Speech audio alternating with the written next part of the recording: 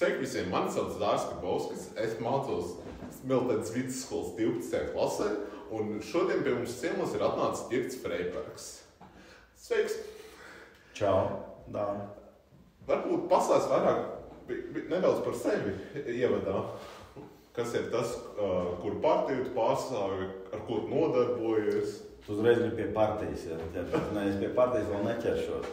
Esmu Girts Freibergs, esmu smiltenietis, pabeidzis Smiltenes ģimnāziju 1991. gadā.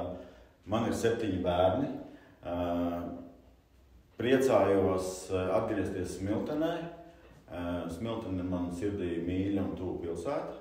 Un pagājušajā gadā es no Sigultas pārcēlos uz Smilteni, lai audzinātu, skolotu savus mazos bērnus un piedalītos Smiltenes aktivitātēs. Šeit es esmu, lai sarunātos par politiku ar cilvēkiem un sadzirdētu viņus un ienest kādas jaunas vēsmas. Īsumā par mani. Jā, tas bija tāds labs ievadīgs. Varam atkārtot? Te jau pie jautājumiem. Vai un kā jūs plānojat attīstīt jauniešu centrus vai citas vietas, kur jaunieši varētu pavadīt brīvo laiku? Jā, šis ir ļoti aktuāls temats visos laikos. Tas nav tikai mūsdienās.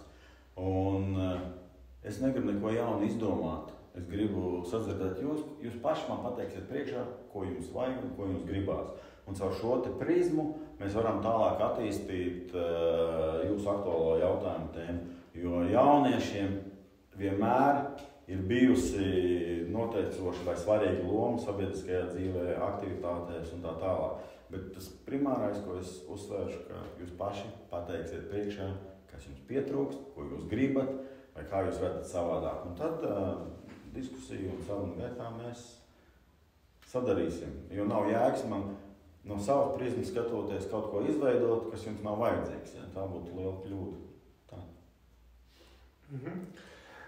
Vai apmierina un atbild? Kā jau zinām, šajā vasarā ir skolēnu dziesmu un deju svētki, un tad tas nākamais jautājums nedaudz tajā virzienā. Kā jūs atbalstīsiet jauniešu iesaisti kultūras aktivitātēs? Ļoti labs jautājums. Esmu piedalījies, ja es nemaldos, vismaz kādos 8 dziesmu svētkos, visos laikos. Smiltenes koru tradīcijas ir fenomenāls, tieši tāpat kā dejošanas.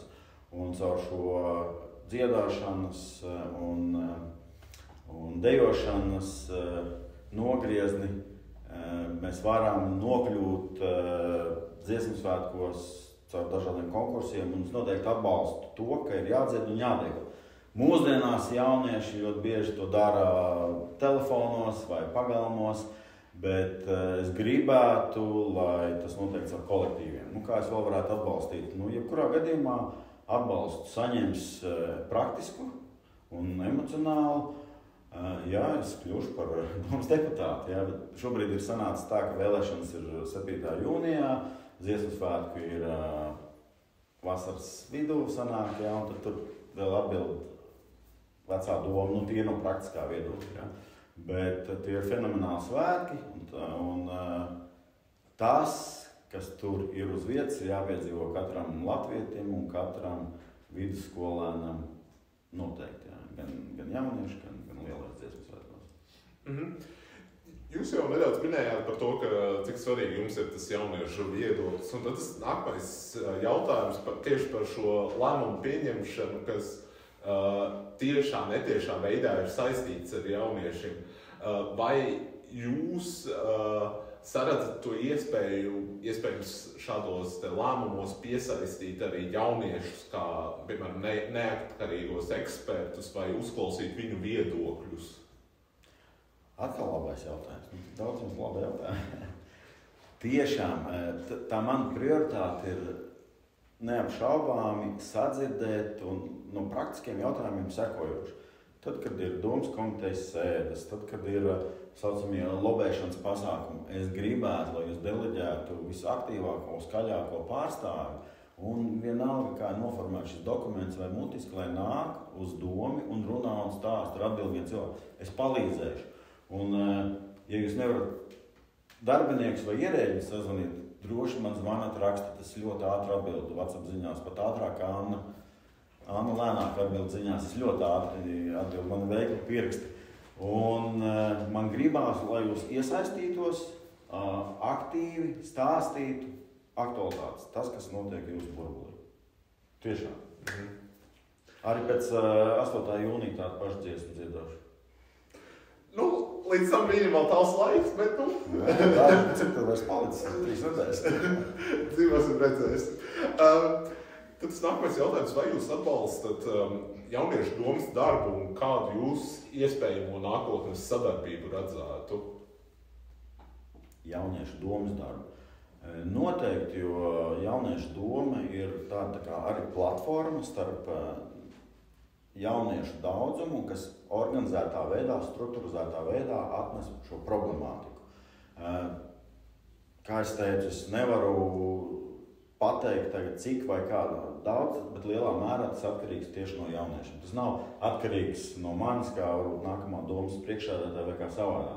Es jūs sadzirdējuši personīgi, es jūs uzklausīšu un noteikti iesaistīšu pasākumos, jo nav nekas labāks dzīvē kā praktiskā pieredze. Būt klāt, kādā veidā notiek šie lēmumu pieņemšanas procesi, un tādā veidā mēs varam nolabēt jūsu svarīgās lietas. Jo nevajag neko jaunu tur vēl spēt izdomāt. Jūs paši visu pateiksiet.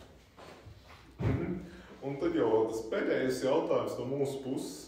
Jūs jau minējāt, ka jums bija svarīgi atgriezties šeit. Un ir zināms, ka šobrīd daudz jaunieši arī dodas tālāk atkal prom no Smiltenes.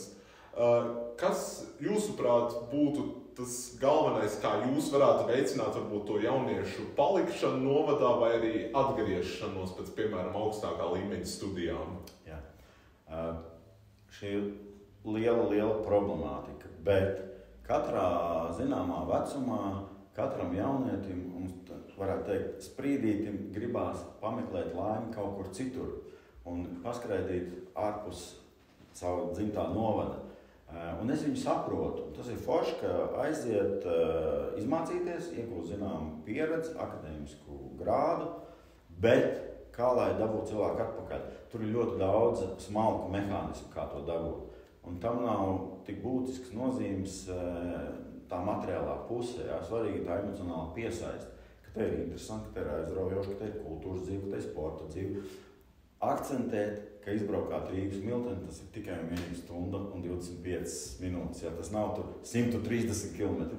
Jebkuru jautājumu var pagriezt savādāk. Tas ir 1 stunda 35, vajag attīstīt foršu satiksmi. Jā. Un parādīt, ka Smiltenē ir dzīvot labi, droši un tā sajūta. Jā. Un ja tā sajūta šeit ir tā kā tā dziesmā, nekur nav tik labi kā mājās. Un zināmā vecumā tas notiksies. Bet starp 20 un 30 cilvēks tā ir iekārtots, ka viņam gribās skriet, veidot karjeru, veidot zināšanas. Mūsdienās ģimene veido starp 30-35 gadiem.